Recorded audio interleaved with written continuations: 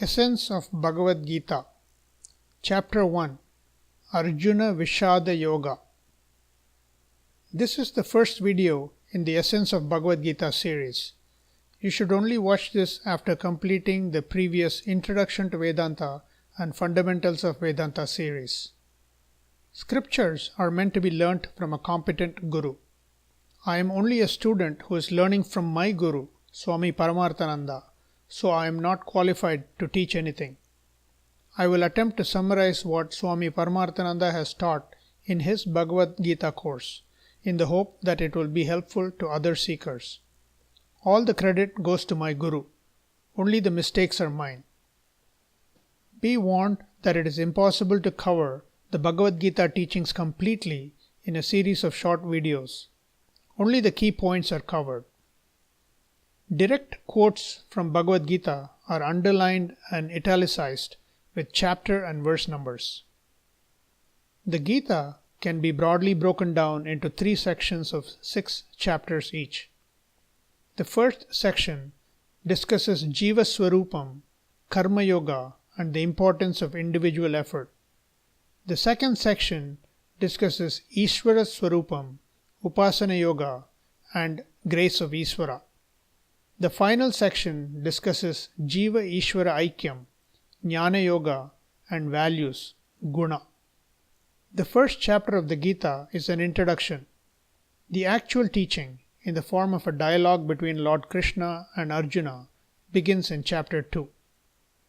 The second chapter is a condensation of the entire Gita, where many concepts are introduced in capsule form. These topics are elaborated from the 3rd to 17th chapters, and a final summary is provided in the 18th chapter. The introductory first chapter serves 2 purposes. It presents the basic human problem of samsara or suffering, for which the Gita teaches a remedy. Second, it introduces the teacher, Lord Krishna, and the student, Arjuna. Samsara is a combination of 3 problems: raga, emotional attachment or dependence; soka, sorrow; and moha, delusion. We must be careful to differentiate between attachment, which is criticized by the scriptures, and love, which is glorified. Attachment is based on selfishness. What do I get out of the relationship? Love emphasizes that far less, while caring for what the other person gets out of it. Love is based on selflessness. Attachment is more about taking from the relationship. Love is based on giving and sacrifice. Attachment is always conditional. I am attached as long as I get what I want. Once I don't get any benefit, I drop the relationship. Love is unconditional. Attachment is born of a weak mind that relies on external factors for happiness and fulfillment. Love comes from strength and fullness.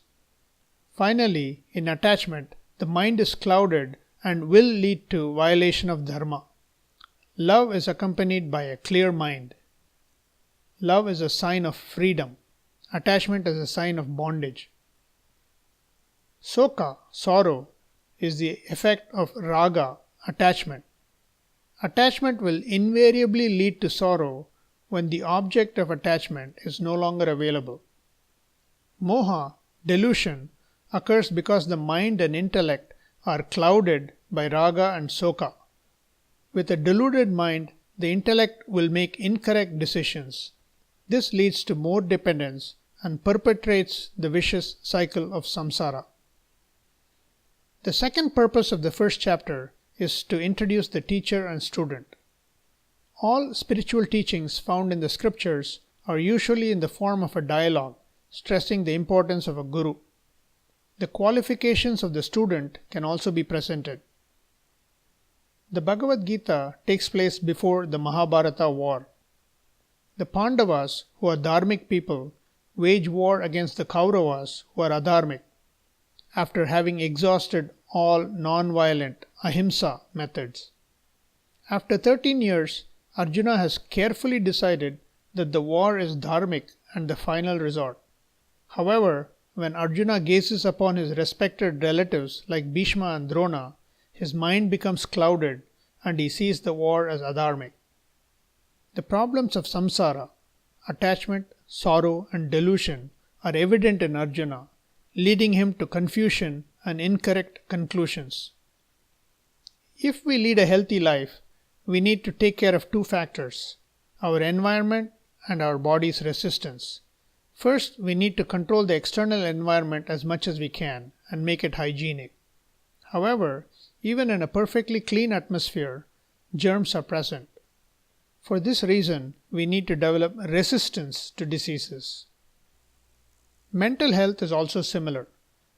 Mental health means a mind free from all kinds of psychological diseases in the form of fear, anxiety, stress, strain, worry, anger, jealousy, etc. When we are faced with such issues, we look primarily at our environment and say how the world is responsible for our problems. But there is a second factor: our mental strength and resistance. A person with good mental health does not get upset frequently. Feelings are less intense and composure is regained quickly. So the subject matter of the Gita is developing inner resistance, not changing the world. Gita teaches me to strengthen my inner resistance and be free from psychological disturbances.